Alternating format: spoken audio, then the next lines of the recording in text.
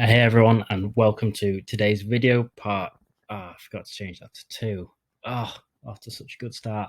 So this is part two. Check out yesterday's video, which was all about selling social media marketing as a service. Today I'm covering how to actually fulfill that service once you've sort of got clients, you've like offered it. Now it's time to actually do the work. How can you do the work so that you get a great results for your clients, which lead to great testimonials, which means your brand and your image are growing in terms of your social proof, exponential results from there. Because when people see you've got awesome reviews, they will not only buy from you, but you can also charge a much higher price. So yeah, let's get into it on what today we're going through. So first of all, we'll start with getting your clients onboarded. Now, a lot of people, when doing this, they sort of dismiss this step as not very important, but I have learned through the I've learned that this is a very important step, not only in making sure your client relationships are awesome, but making sure that they last a long time. Then we're going to cover how to solidify client relationships so they stay 3 times as long. Now, this is quite an easy way of doing it, and it's just so profitable. So then we'll move on to actually fulfilling social media management, like in terms of the actual service. And then finally, extra tips to make your life easier and more successful. These are lessons that I've learned throughout the 4 years that I've been running my social media marketing agency for. And yeah, they are really going to help make your life a lot easier. So onboarding your clients. Onboarding your clients is sort of the process of getting the logins, getting into their accounts, getting sort of set up and ready to start posting or creating their content, doing it the service that you have sold them. Now, you want to make this as quick and easy as possible, because the longer it takes and the more going back and forth you have, going with logins and stuff like that, they always forget passwords. You can't rely on them to remember their passwords. You need a way around this. And yeah, so using a scheduler, sorry, someone's spamming me. You need a scheduler. There are some out there that, when I say a scheduler, I mean a social media scheduler software. There are a lot out there where you can create your account, and all you have to do to get access to the logins, rather than going back and forth with passwords and stuff, is you literally just send them a link. They verify that, and yeah, it just makes your life so much easier.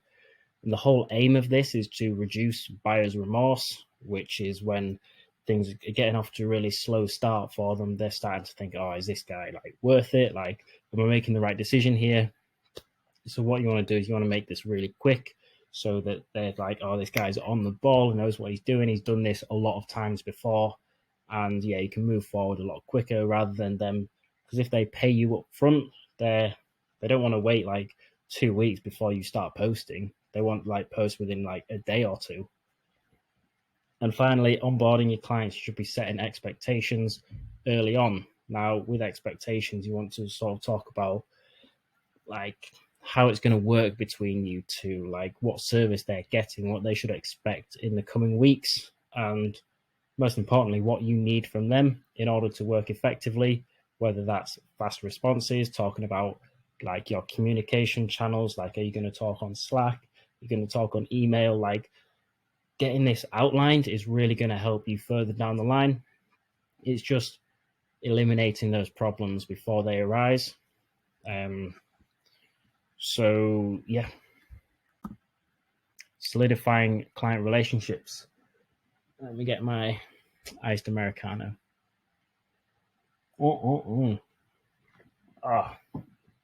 Beautiful. So solidifying client relationships, quick. You want to do this obviously because that means your clients will stay a lot longer. They will make your life easier, and ultimately, you shouldn't rely on this, but if you do make mistakes further down the line, then they're a lot more lenient with you if you have a better relationship with them. So buy them a gist. I'm all about the spelling mistakes today. So that should say buy them a gift. When you start working together, what I do is I normally buy them like a hamper just with a few nice things in it, sometimes some gin, some like craft beers or stuff. Like if they're in the UK, just I'll send that to their personal address, and just a little card saying thank you, really looking forward to working together. I can't wait for us to like flourish and like be successful, sort of thing. And if you send that as soon as like they've signed the contract and paid, so that they get that quick, then they're really going to like it. It's just like an unexpected gift, which sometimes we all like. And yeah, the second one more relates to the business, because that's like the personal one, getting them a gift. If you can, like, find out what they like doing outside of work, like if they like golf, get them some nice like new golf gloves, or just stuff like this, or some new Titleist balls. But yeah, anyway, get them some quick wins. Come on, Bill, you're better than this. Yeah, get them some quick wins. What I mean by this is, I say here that it should be monetary or social. So you should be getting them results like within 5 to 7 days. Now, obviously, with marketing, it does take a long time to start seeing results, but quick wins, these could be like running a competition to get new followers. It could be if they have an email list, banging out an email, sending out with a new offer, getting some feedback on that, creating a new offer, and then putting that out there. You should either be aiming for monetary or social, like reward. Monetary, obviously, they're getting some revenue. Social, this could be their followers increasing, their email list like growing. It's just stuff like this for them to, like, again, reduce that buyer's remorse. So when you are working together and in the first week you get them like a mini win, it doesn't have to be anything huge, just a mini win. They just become a lot more comfortable, they're relaxed, they trust you a lot more. So fulfilling social media management. Now, these are the main things that you need to consider. I can't, like, when I was creating this video, I did have to like almost start again, because I can't tell you like the exact service for you to offer, just because I've no idea what your experience is. I've no idea about your niche. I've no idea what your niche needs. But these are just the main considerations, which I think are more valuable, because you can take this and then adapt it to your offer, your experience, your niche. So the first one, the platforms. Now, these will depend. Like if you are working with a car dealership, let's say, then that's mainly image and video focused. You want to be Instagram Reels, TikTok, Facebook. Whereas if you were, let's say, a luxury car dealership, then you're going to want to be banging on LinkedIn a lot as well, because their target market are also on there. So yeah, you've always got to think about the client, think about, right, what platform are my clients' target market on? Where will I be able to reach them the best? And then just go from there. Your posting should be consistent and in line with their brand image and goals. So when you are onboarding your client, you should really collect a lot of information relating to their brand voice, their brand tone, any brand assets, like what sort of image they're wanting to portray online, just because you can't, like, if all of their like posts have been very well curated, you can't just go onto like Microsoft Paint, make up something in 2 minutes and then post it, because they're not going to be happy with that. You want to make sure it's aligned with their brand. And yeah, that should be a fairly simple one. Now, content ideas. Finding content ideas will come much more naturally over time. Like obviously you talk about their products, their offers, their experience, like what sets them aside. If you're looking for ideas, use competitors. Now what I do is use like national competitors, like really big companies, as well as local competitors, just see what everyone else is doing, see what is also trending in the marketplace as well. That's also a great idea for like post ideas, like if it's National Barbecue Week coming up or something, you could say to your client, hey, look, it's National Barbecue Week, let's link in an offer to do with this. Again, this kind of relates to yesterday's video. If you are taking on a more of a consultant role, then say, look, it's National Barbecue Week. Let's run a barbecue just outside your shop where there's going to be banging. Get some burgers, sausages, some vegan stuff, vegetarian stuff. Invite a load of customers down just so we can get them around the shop. And yeah, just sort of pitch those marketing ideas to your clients regularly, because even if they don't take them, then they will always appreciate the extra effort, the extra ideas that you're putting forward. And lastly, reporting. So with reporting, the social media management, what I do is I send my clients like a weekly email saying, right, this week's gone like this, next week you're getting all of this, like in terms of the posts and stuff, KPIs.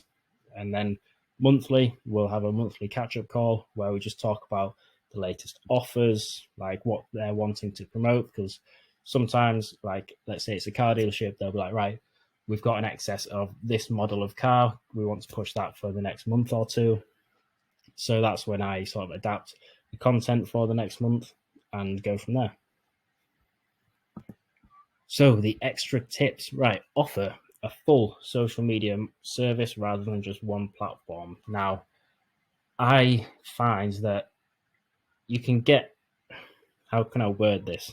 Right, so a lot of people, they'll be like, oh, I'm going to do TikTok advertising for a company. It's like, Mint, why don't you just offer video marketing? So you're doing TikTok, Facebook, YouTube, Instagram, you're doing all of them rather than just one platform, because one platform, you are limiting yourself a lot, because not a lot of companies will pay a lot of money for you to just handle one platform. Whereas if you're handling multiple platforms, then you are not only rewarded, but you're also providing a much more valuable service. Next, SOPs. These are,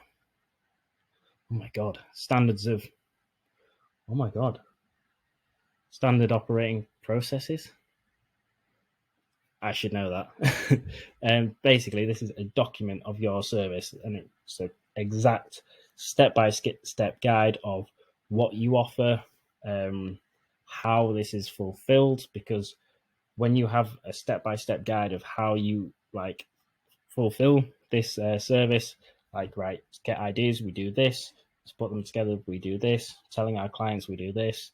Like creating the image, we do this. Like finding the copy, we do this. Doing the research, we do this.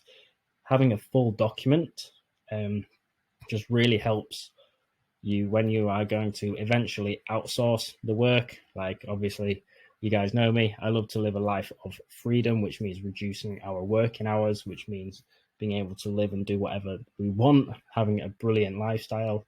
And that comes from buying back your time. A key way that you can do this is by outsourcing the work that you do to a contractor. Social media management is perfect because you can write out a step-by-step guide, outsource it to someone, pay them about 30% of your fee. You're still keeping 70% of what you're charging to your clients, and you're not actually having to do the work, but you've trained someone to do it exactly like you. I think SOPs are such a fantastic thing to do, especially when you're working, when you're developing your service. Just make sure you get it down to the absolute T. Thirdly, coffee time. It's really hot in my room. I had to close the windows so that you can hear me, but my laptop is making this noise. The fan is going, and I will be furious if I have to re-record this because the fan's going, because I'm so warm. Anyway, number 3, learn copywriting. You will never not need copywriting in marketing. It's all about using words to sell, basically. That's a very oversimplification of copywriting, but yeah, you're always going to need copywriting. Just go on to Udemy just to get a £20 course, or just use YouTube. It doesn't need to be anything expensive. Just get to learn the basics, like the ins and outs and stuff. But a lot of your experience, a lot of your skill will come from the experience. Right, I'm overheating. Fourth, use Canva for graphic design. I use Canva all the time. I think it's a brilliant tool. You upgrade to the pro version, you get like, yeah, it's so helpful. It's helped me for years. I'm a big advocate of Canva. And yeah, unless you have graphic design experience, then obviously go with that. But I recommend Canva just because easy. You don't have to use the pro version. You can just use the free version, which is decent. And it's all you need. Social media scheduler, like Social Pilot, Hootsuite, Content Cal. I've used all three of them. They're all pretty good. I tend to favor Social Pilot right now. Oh, Jesus. I'm so vain.